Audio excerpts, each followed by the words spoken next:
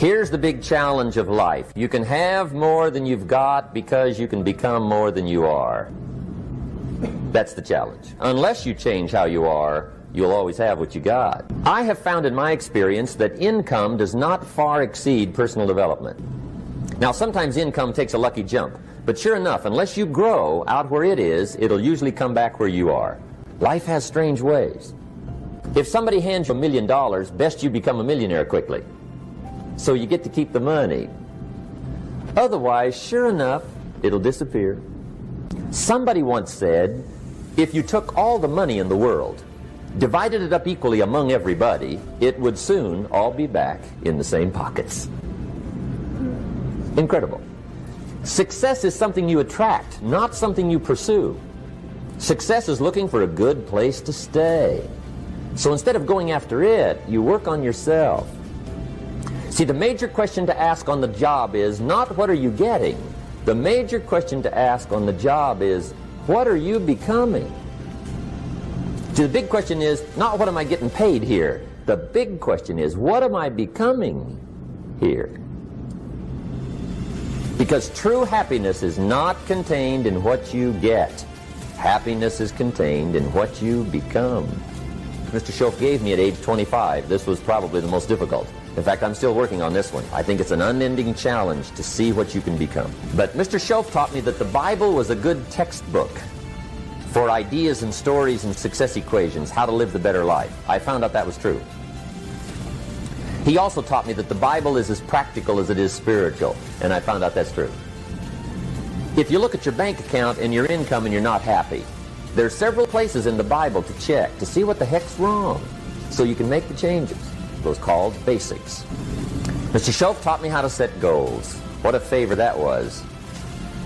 One morning at breakfast, shortly after I met him, he said, Jim, let me see your current list of goals and let's go over them and talk about them. He said, maybe that's the best way I can help you get a better direction started. And I said, I don't have a list. He said, well, is it out in the car or home somewhere? I said, no, sir. I don't have a list anywhere. He said, well,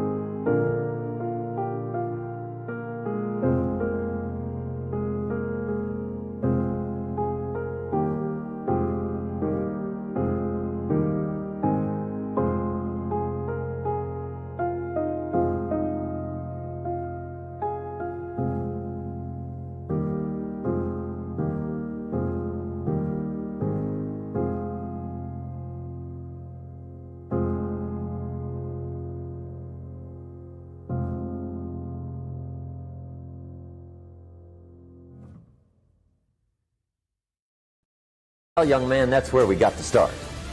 He said, I can tell you right now, if you don't have a list of your goals with you, he said, I can guess your bank balance within a few $100s. Which he did. And that got my attention. I said, you mean my bank balance would change if I had a list of goals? He said, drastically. That day I became a willing student how to set goals.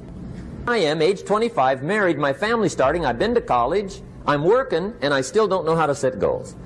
But fortunately, when I was 25, I met the man who taught me how, and it revolutionized my whole life.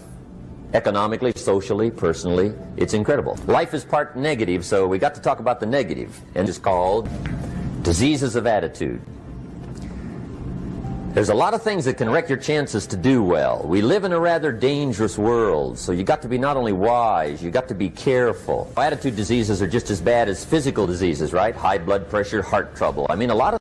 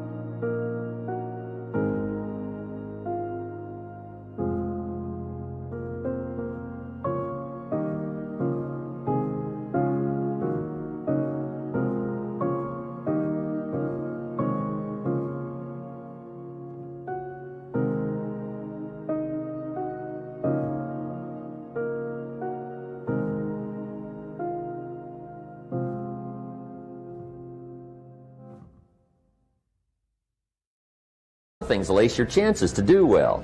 So you've got to be careful. And attitude diseases are deadly. I mean, they'll destroy all the good things you start. Emotions that can change your life. Human beings are emotional creatures. And emotions are powerful for life change. Now, of course, emotions are so powerful they can go either way on you. Emotions can either build or destroy. So you really have to employ emotions properly. We call civilization the intelligent management of human emotions. If you can intelligently apply your emotions in the right direction, no telling what can happen. Could turn your life around one day would be sufficient. I'd like to have you now jot down the theme of the seminar. Goes like this: the major key to your better future is you. And I'd like to have you underline two words just to give it some added punch. Underline the word major and the word you, so that it reads, the major key to your better future is you. Now, my first suggestion is transfer this to a card or something where you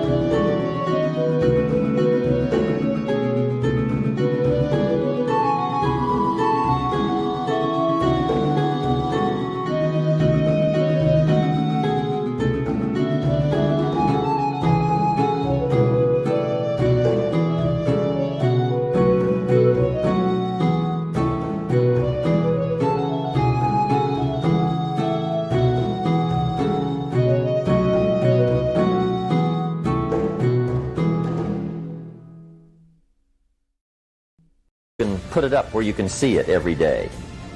Preferably put it up where you can see it at the beginning of the day, before you go off to put the day together. This is a good phrase just to glance at, to keep in mind as you're putting the day together. It's called the silent seminar. If you'll just let this talk to you during the day, I found it to be tremendously helpful. The major key to your better future is you.